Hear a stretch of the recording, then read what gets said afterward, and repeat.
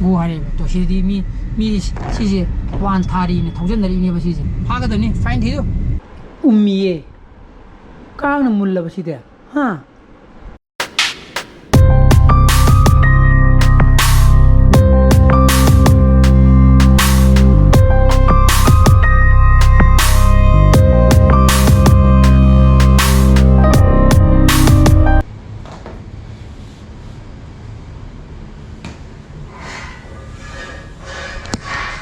Morning guys, welcome back to my channel. I'm very Sumaina vlog se hawraga thabak na yada dana lotion daba dum yaw khre ko moduna ni video ina vlog thak namri se unti tawra ke na khali heta asin bathaba heta laksali ko moduna ni mem koru bi de stegi di khara consistent hoina tawba yana ba yona rakke ko mo da khara plan ka tokje bu de plan do execute to ngam de legre adona je puma pan tasla ka dore adona isinta saluki ga se wait bi pura sa giduni ko puma pan tasla gun adona lore baza ha yani ni hore lau bi ya dun tra ma gari ma khamjun le kana I gari na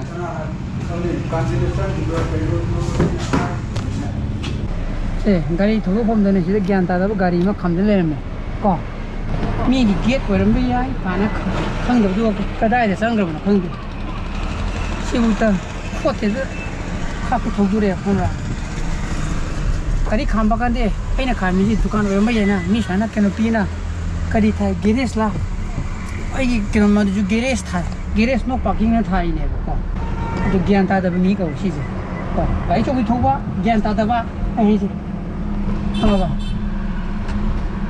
मी अमनी खक ने है यो खामो केम काई दे मधु न Tabitha को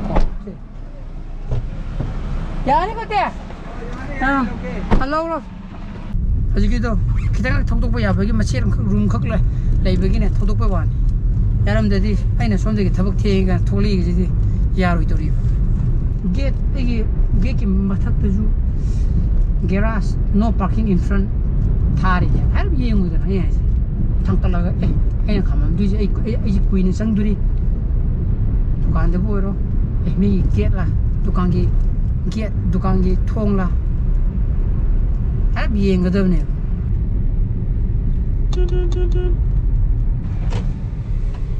bye bye so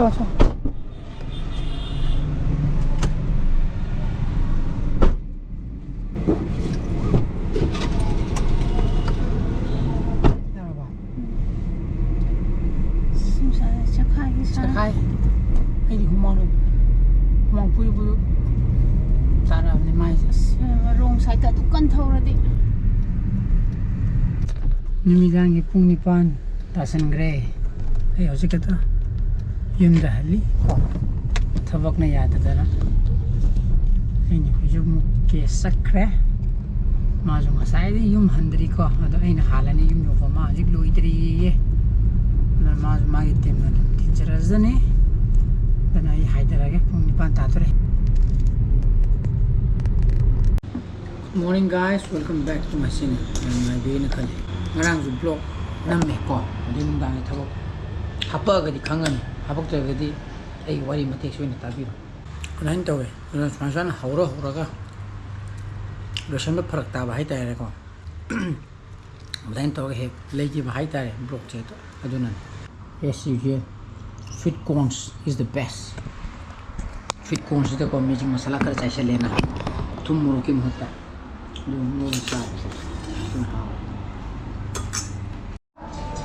ला. किधर जाओ?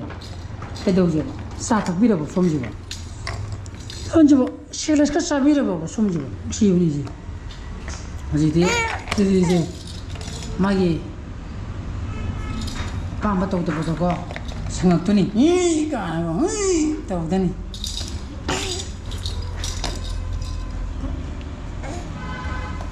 कना लाई no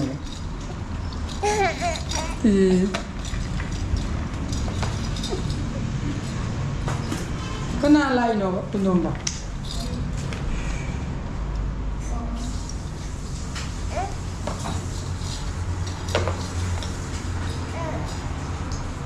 신장 좀 뛰는 거야?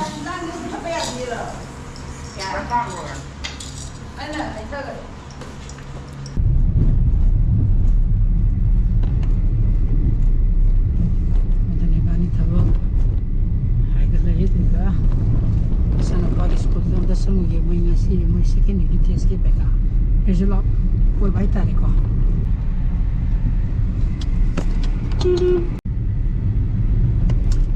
sana pagi school changore ini mai fundat mai office ta tada biram me edi moigi paper nung do check to bai ta na hedi sana pani ira bido kamani ira mino moina mark kamani piri no habidu samna abada kholaba paper gai do answer sheet to madu to check to hambai wani na ko adu tawta dia aine iramido sumaina holi je sumaina tawri je soina kholina habigi id rectification correction to bonga midana ko adu gi ko boni ta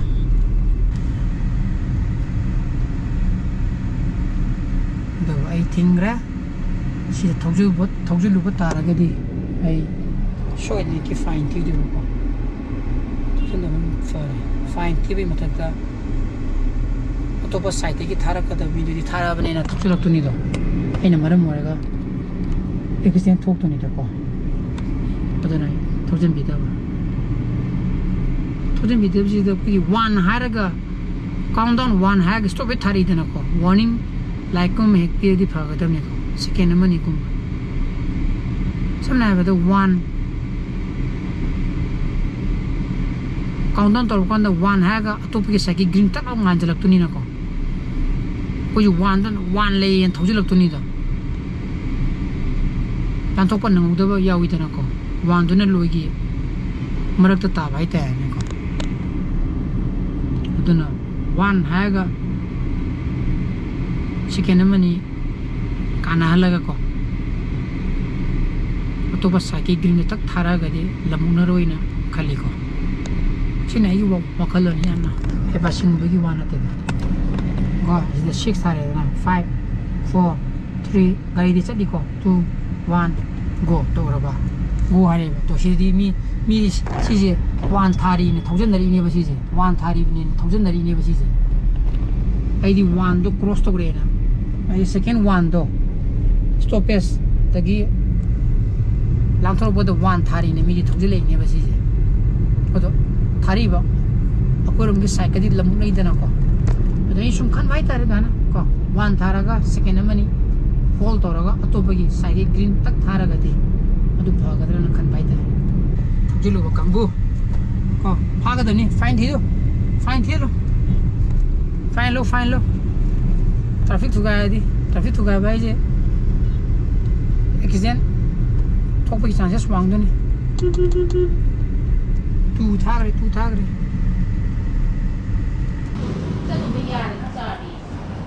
yumda yore tangari ko uni ban thagre ni jijo piron pongo tangari sena penga se pekado pepodu ye mumni na ko tama ya sonara ko dum khara dum yaw da bante yawi madu fugan na ba tawrani ko marini mama ne tawrani ko natra Tondonbagi aduna sakse bani kangai re ko chan paisa lai le me ummiye kang mulla basi de ha sa je bane tabra ijuro no sa yar ummi juro ba yo pai de na asa sorry je hai